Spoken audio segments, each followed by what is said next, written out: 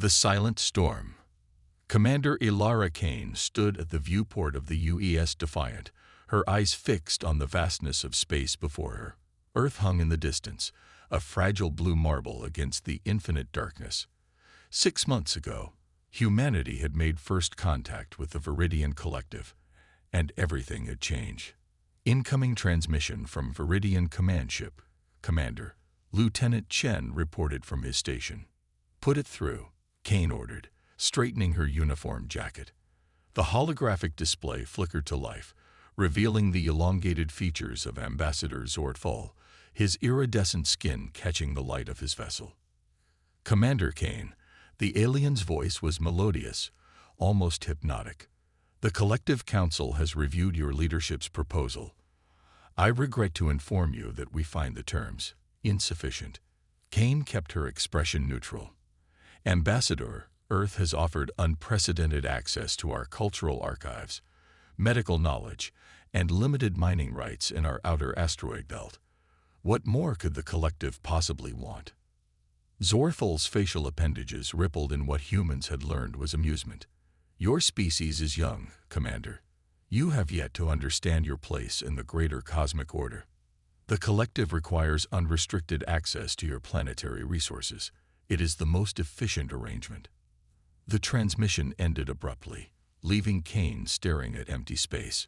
She turned to her XO, Commander Jackson. "They never intended fair negotiations, did they?" she asked quietly. Jackson shook his head. "Intelligence just decoded more of their internal communications. The Viridians have harvested 12 other worlds before reaching us. They leave nothing behind but barren rock."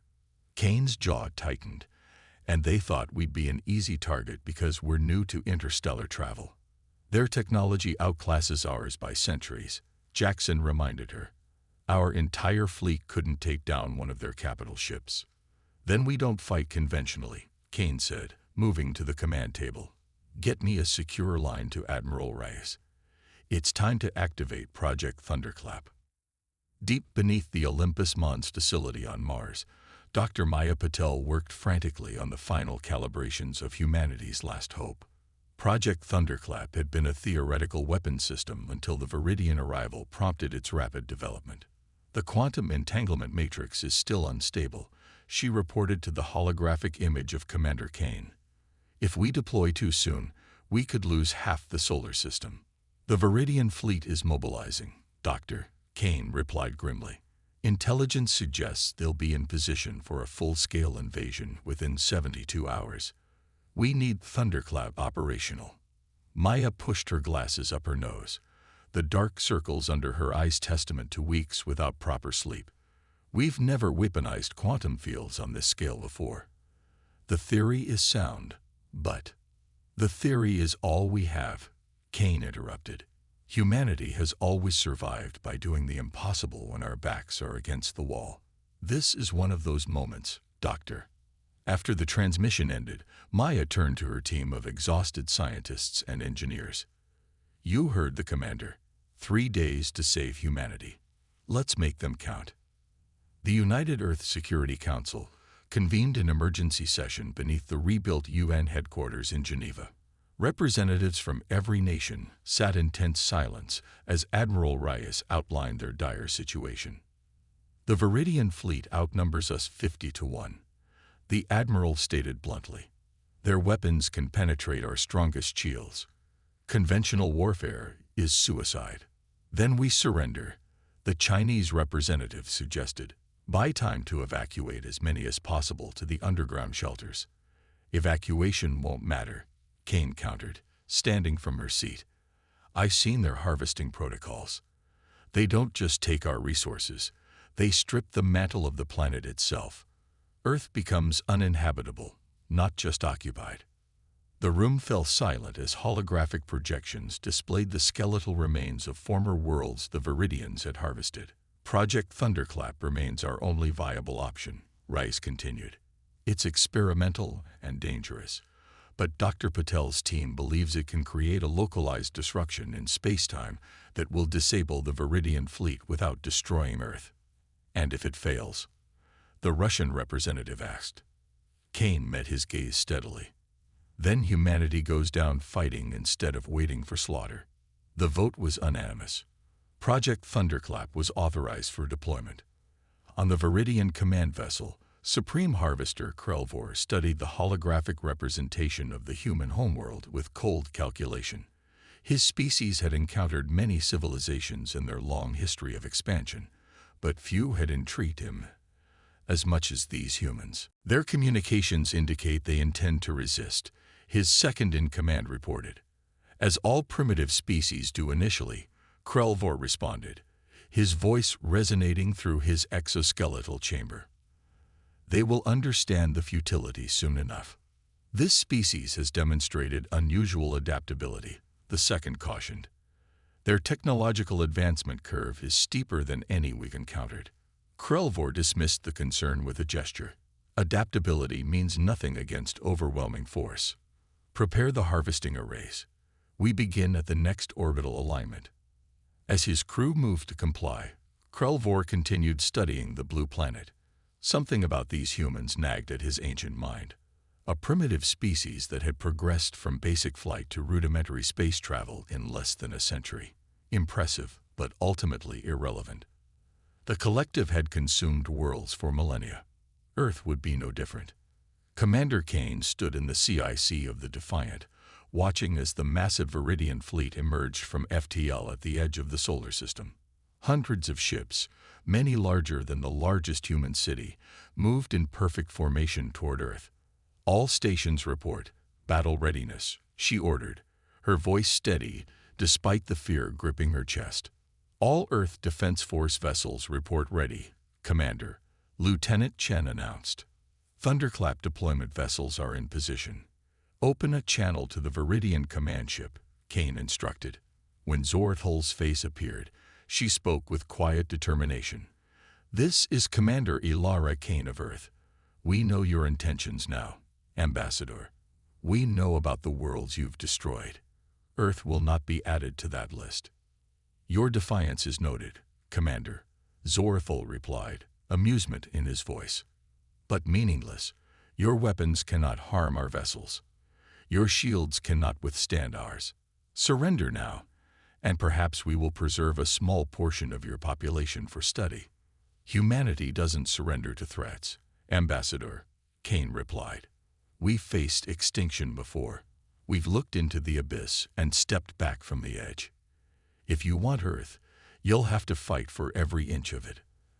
As the transmission ended, Kane turned to her crew. Begin Thunderclap deployment sequence.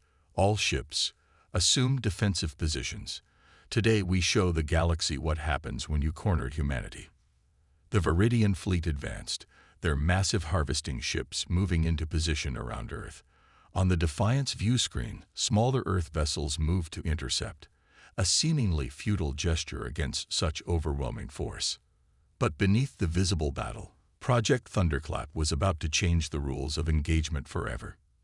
In her lab on Mars, Dr. Maya Patel initiated the final sequence. Quantum field generators online. Entanglement matrix stable. May whatever gods exist have mercy on us all.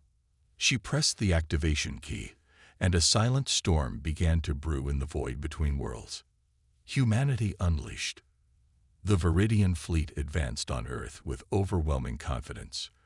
Their massive harvesting ships, each capable of stripping continents bare, moved into low orbit with practiced precision. Supreme Harvester Krelvor watched the pitiful human defense force with something approaching boredom. Their vessels are attempting to establish a perimeter, his tactical officer reported. Primitive kinetic and nuclear weaponry detected. Begin standard harvesting procedures, Krelvor ordered. Target their largest population centers first. The resistance will collapse once they understand their inevitable fate. As the first harvesting beams prepared to fire, something unexpected happened. A ripple seemed to pass through space itself, invisible but detectable on the Viridian sensors. Supreme Harvester, we're detecting unusual quantum fluctuations, the science officer reported, confusion evident in his tone. Irrelevant. Krelvor dismissed. Commence harvesting. But when the harvesting beams activated, They sputtered and failed. Throughout the Viridian fleet, systems began to malfunction as the quantum ripple intensified. "What is happening?" Krelvor demanded, rising from his command chair. On the UES Defiant, Commander Kane watched with tense hope as Project Thunderclap deployed.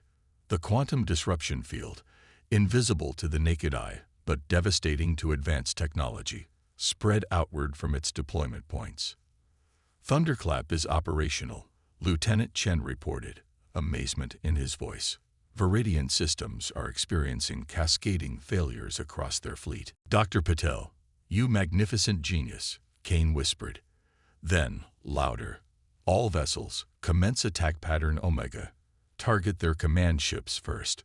Earth's defense fleet surged forward. While small compared to the Viridian armada, they had been specifically modified to function within the quantum disruption field. The Viridians, caught by surprise, found their advanced weapons and shields failing as humanity's primitive kinetic weapons tore through their suddenly vulnerable hulls.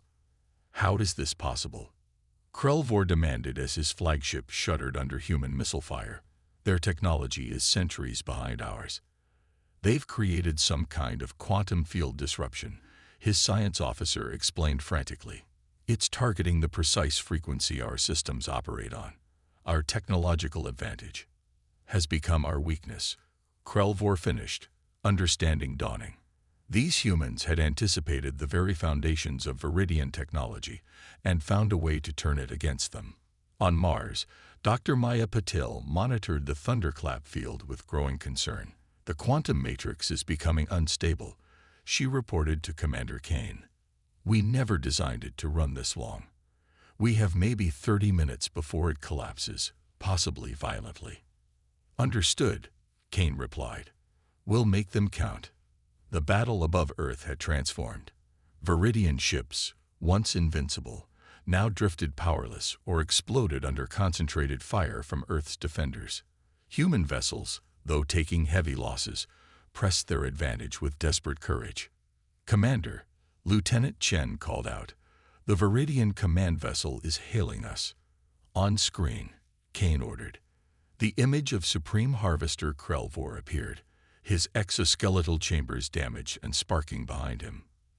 "Commander Kane," the alien's voice had lost its condescending tone. "This technology of yours, it defies all known physics." "Not human physics," Kane replied coldly. "We may be young by your standards, Harvester, but we've learned to think differently. While you relied on your technological superiority, we looked for the cracks in your armor." "You cannot maintain this disruption indefinitely," Krelvor stated. "Our systems will adapt." "We don't need indefinitely," Kane countered. "Just long enough. You came to harvest our world, thinking us helpless. That was your first mistake. Your second was underestimating what humans will do when backed into a corner." She leaned forward, her eyes hard. "Here are our terms. The Viridian Collective will withdraw from the Sol system immediately. You will provide reparations for the worlds you've destroyed. And you will acknowledge Earth and her colonies as sovereign territory, never to be threatened again. Or," Krelvor challenged, "or we detonate the quantum charges we've transported aboard your remaining capital ships during this conversation." Kane said simply. "Our shuttle crews were quite busy while we talked." Silence filled the communication channel as Krelvor received confirmation of the human infiltration from his panicking crew. "The Collective has never negotiated with," he began. "The Collective has never faced humanity before," Kane interrupted. "You have 5 minutes to begin withdrawal. After that, we make our own decisions about your fate." 4 minutes later, the remaining Viridian fleet began retreating from Earth orbit. On the Defiance Bridge, a cheer went up from the exhausted crew. "They're actually leaving," Commander Jackson said in disbelief. "For now," Kane cautioned. "Contact Dr. Patel. Tell her she can shut down Thunderclap carefully." As the Viridian ships disappeared into FTL, Kane allowed herself a moment of relief. Earth had survived, but at tremendous cost. Nearly a third of the defense fleet had been destroyed, and the quantum disruption had caused damage to Earth's own infrastructure as well. Commander, Lieutenant Chen approached with a data tablet. We're receiving transmissions from other species. What? Kane took the tablet, scanning the incoming messages with growing surprise. It seems the Viridians have been terrorizing this sector of the galaxy for centuries, Chen explained. No one's ever successfully stood up to them before. We're receiving congratulations, requests for alliance, even technological exchange offers. Kane looked up at the viewport, where Earth still hung beautiful and intact against the darkness.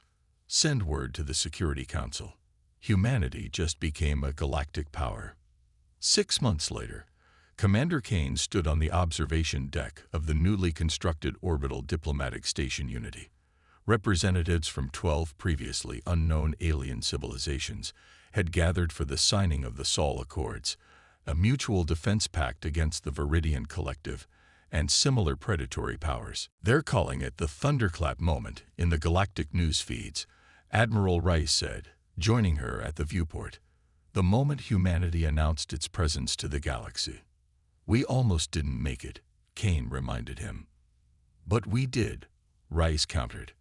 And now Dr. Patel's team has refined the quantum disruption technology into something more stable. The Viridians won't catch us by surprise again.